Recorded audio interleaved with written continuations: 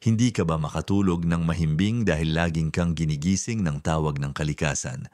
Yang ihi na pauli-ulit na pumipilit sa iyong bumangon sa gitna ng gabi, alam mo ba, maraming Pilipino ang nakakaranas nito, lalo na pag umabot na tayo sa edad na 60 pataas. Pakiramdam natin, bahagi na lang to ng pagtanda, na parang wala na tayong magagawa, ang sakit. 'Di ba yung puyat na dulot nito? Ang bigat sa katawan kinabukasan. At yung pakiramdam na parang hindi na tayo nagiging produktibo o masaya dahil sa kakulangan ng tulog, parang nakasanayan na nating bumangon, maglakad papuntang banyo nang nakapikit pa at bumalik sa kama, umaasang sa pagkakataong ito. Hindi na tayo gigising muli, pero ang totoo, meron tayong magagawa.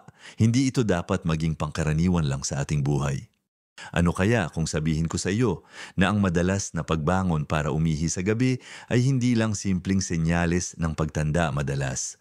Ito ay bunga lamang ng ilang maliliit na pagkakamali sa ating pang-araw-araw na gawi o kinakain. At ang magandang balita, madali lang itong baguhin sa video na ito. Tatalakayin natin ang 5 karaniwang pagkakamali na nagiging sanhi ng problemang ito. At kung paano natin ito maiiwasan nang sa gayon ay makaranas ka na ng tuloy-tuloy at mahimbing na tulog na matagal mo nang inaasam. Manatili ka hanggang sa dulo ng video dahil mayroon akong ibabahagi na tiyak na magugulat ka at makakatulong ng malaki sa iyo. Kaya, simulan na natin. Ang una at marahil pinakakaraniwang pagkakamali na nagdudulot ng madalas na paghihi sa gabi ay ang labis na pag-inom ng likido, lalo na ng kape, tsa at alak. Malapit sa oras ng pagtulog, alam kong masarap ang kape o tsa, lalo na sa hapon. At yung pag-inom ng kaunting alak paminsan-minsan ay nakakapagpagaan ng pakiramdam. Pero pagdating sa gabi, lalo na kung tayo ay nasa edad 60 pataas, iba na ang takbo ng ating katawan. Hindi na kasing bilis magproseso ng ating mga kidney at pantog gaya nung tayo ay bata pa kapag umiinom tayo ng maraming likido, lalo na yung may caffeine o alkohol. Ilang oras bago matulog para lang tayong naglalagay ng gasolina sa sunog na sadyang magpapabilis ng daloy ng ihi. Ang kape at tsaa ay mga diuretic. Ibig sabihin, pinapabilis nila ang paglabas ng likido sa ating katawan kaya kahit pakiramdam mo ay nauuhaw ka o gusto mo lang mag-relax sa gabi, ang pag-inom ng mga ito ay garantisadong gigising sa iyo para umihi. Ang alcohol naman, bukod sa pagiging diuretic, ay nakakaapekto rin sa ating pagtulog. Kahit papakiramdam mo ay nakakapagpapatulog ito sa simula. Ginugulo nito ang iyong sleep cycle at mas madali kang magigising sa gitna ng gabi, lalo na kapag puno na ang pantog.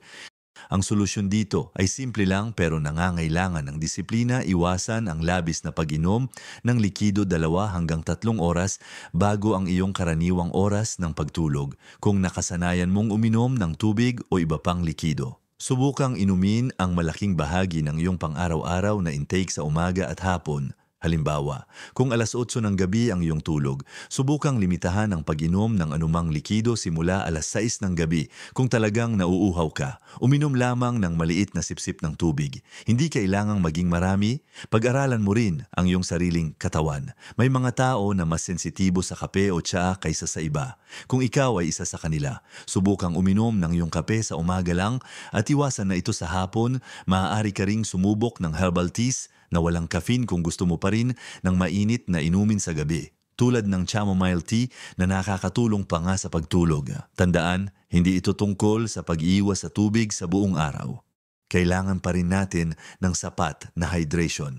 Ang punto lang ay ang tamang pag-schedule ng pag-inom nito para hindi ka ginigising ng pantog sa kalagitnaan ng iyong pahinga. Kung iisipin mo, napakasimpleng pagbabago. Pero ang epekto nito sa iyong kalidad ng tulog ay napakalaki. Malaki ang ipinagbabago ng pagkakaroon ng tuloy-tuloy na pagtulog, hindi lang sa enerhiya mo kinabukasan, kundi pati na rin sa iyong kalooban.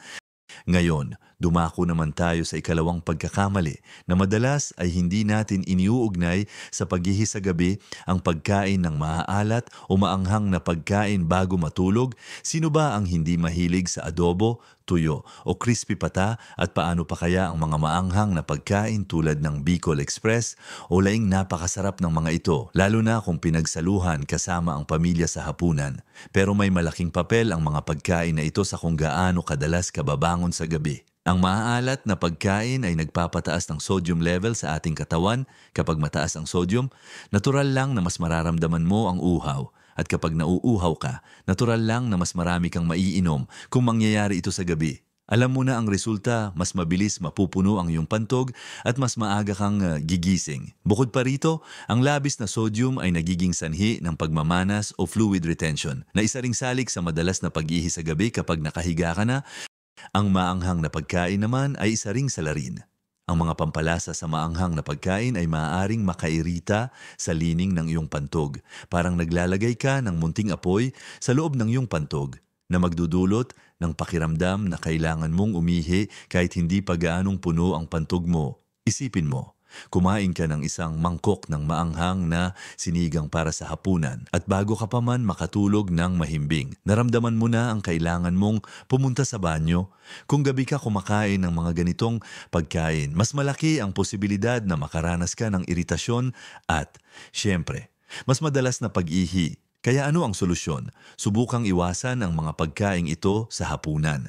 Kung hindi maiiwasan, kumain ng mas maliit na porsyon at samahan ng maraming gulay at prutas na nakakatulong sa paglabas ng sodium sa katawan. Kung gusto mo pa rin ang alat, subukan ang mga herbs at spices na hindi maanghang para magbigay lasa sa iyong pagkain. Halimbawa, sa halip na umasa sa toyo at patis, gumamit ka ng bawang, sibuyas, luya at suka upang magbigay lasa sa iyong mga ulam. Mas natural at mas healthy pa, ang paglilimita sa mga naprosesong pagkain na mataas sa sodium ay malaking tulong din. Sa halip na instant noodles o canned goods, magluto ng sariwang gulay at karne. Ang paggawa ng mga simpleng pagbabagong ito sa iyong diet sa gabi ay makakatulong hindi lang sa iyong pantog, kundi pati na rin sa iyong pangkalahatang kalusugan. At syempre, ang isang maayos na tulog ay isang gantimpala na mahirap tumbasan. Kaya simulan na natin ang pagbabago sa ating mga kinakain sa gabi. Ngayon, dumako naman tayo sa ikatlong pagkakamali na kadalasang hindi natin nabibigyan ng pansin. Ngunit may malaking epekto sa dalas ng iyong pag-ihi sa gabi ang hindi sapat na paggalaw o pag-eehersisyo sa maghapon. Madalas, lalo na kapag umabot na tayo sa edad na 60 pataas, mas gusto na nating magpahinga at manatili sa bahay. Nauupo tayo ng matagal habang nanonood ng telebisyon, nagbabasa o nagkukwentuhan o walang masama doon. Siyempre, pero alam mo bang kapag masyado tayong nakaupo o nakatayo ng matagal sa maghapon, lalo na sa mga may ugaling manas, naiipon ang likido sa ating mga binti at paa. Nangyayari ito dahil sa gravity at dahil hindi gumagana ng maayos ang sistema ng pagdaloy ng likido sa ating katawan kapag hindi sapat ang paggalaw ng ating mga kalamnan, lalo na sa binti. Hindi nabobomba ng maayos ang likidong ito pabalik sa ating sirkulasyon. Kaya imbis na mailabas ang likido sa normal na paraan sa maghapon, naiipon ito sa ilalim ng ating katawan. Pero ang nakakagulat ay kung ano ang nangyayari kapag humiga na tayo sa gabi. Kapag nakahiga ka na at ang iyong mga binti at paa ay nasa parehong level na ng iyong katawan o mas mataas pa, nagbabago ang direksyon ng gravity. Ang likidong naipon sa iyong mga binti at paa ay nagsisimulang bumalik sa iyong sirkulasyon at papunta sa iyong mga kidney. Ang kidney mo naman, kapag nakaramdam ng pagtaas ng volume ng likido, ay natural lang na magproproduce ng mas maraming ihi. Kaya, kahit pa hindi ka masyadong uminom ng tubig bago matulog, kung marami kang likidong naipon sa mga binti mo sa maghapon, mas marami kang iihi sa gabi, nakakagulat. Di ba ito ang dahilan kung bakit napakahalaga ng regular na paggalaw? Hindi mo kailangan maging atleta. Ang simpleng paglalakad-lakad sa loob ng bahay, pagpunta sa palengke ng hindi sumasakay, paglalakad sa parke ng 15 na 30 minuto, o paggawa ng mga simpleng ehersisyo habang nakaupo ay makakatulong ng malaki. Ang mahalaga ay ang magkaroon ka ng regular na paggalaw upang matulungan ang iyong katawan na ibalik ang likidong naipon sa iyong binti sa iyong sirkulasyon at mailabas ito sa maghapon. Hindi sa gabi. Subukang bumangon at maglakad-lakad tuwing 30 minuto hanggang 1 oras kung ikaw ay madalas na nakaupo. Kung nakakapagod ang paglalakad, subukan ang mga simpleng pagtaas ng binti habang nakaupo o paggawa ng ankle rotations. Malaking tulong ito upang maiwasan ang pagmamanas at ang paghihi sa gabi. At ito ang nagdadala sa atin sa ika-4 na pagkakamali. na konektado sa nauna nating napag-usapan ang hindi pagtaas ng mga binti o paa sa maghapon o bago matulog kung naiipon ang likido sa iyong mga binti dahil sa matagal na pagkakaupo o pagkakababa ng paa. Kailangan mo ng paraan upang matulungan itong bumalik sa sirkulasyon bago ka matulog. Maraming beses, ang problema ay hindi lang sa kawalan ng galaw, kundi sa kawalan din ng paraan para matulungan ang katawan na ma-redistribute ang naipong likido. Isipin mo, kung buong araw kang nakaupo o nakatayo, natural lang na sa dulo ng araw, mas mabigat at mas namamaga ang iyong mga binti at paa. Ang likido na ito ang magiging sanhi ng iyong paggising sa gabi. Ang solusyon dito ay napakasimple ngunit napaka-epektibo. Subukang iangat ang iyong mga binti at paa sa loob ng 30 minuto hanggang 1 oras bago ka matulog. Maaari kang humiga sa kama o sa sopa at gumamit ng mga unan upang suportahan ang iyong mga paa na mas mataas kaysa sa iyong puso. Ginagawa mo ito upang matulungan ang gravity na itulak ang likido mula sa iyong mga binti pabalik sa iyong sirkulasyon. Sa ganitong paraan, mapuproseso ng iyong mga kidney ang likidong ito sa mga oras na ikaw ay gising pa at mailalabas mo ito sa banyo bago ka matulog. Hindi na ito magiging sanhi ng iyong paggising sa gitna ng gabi kung hindi mo kayang gawin ito ng matagal. Kahit 15 to 20 minuto ay malaking tulong na gawin itong bahagi ng iyong nightly routine, tulad ng pagsisipilyo ng ngipin. Kung ikaw naman ay madalas na nakaupo sa maghapon, halimbawa kung nanonood ka ng telebisyon o nagbabasa, subukan ding iangat ang iyong mga paa sa isang bangko o upuan upang maiwasan ang labis na pag-ipon ng likido. Ang pagsusuot din ng compression socks o stockings sa maghapon ay makakatulong din sa ilang tao upang maiwasan ang pagmamanas.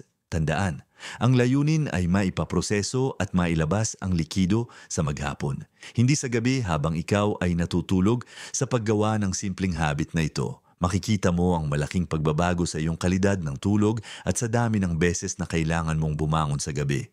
Panghuli, ngunit isa sa pinakamahalaga, ay ang ikalimang pagkakamali ang pagwawalang bahala sa pagdumi o paninigas ng dumi.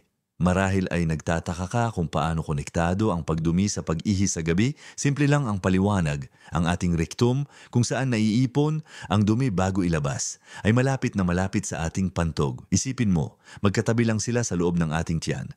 Kapag ikaw ay constipated o paninigas ang dumi, nangangahulugan na may naiipon na matigas at malaking dumi sa iyong rectum. Ang dumi na ito ay maaaring magbigay ng pressure sa iyong pantog. Parang may pumipiga sa pantog mo kahit hindi pa ito gaanong puno. Nagdudulot ito ng pakiramdam na kailangan mong umihi.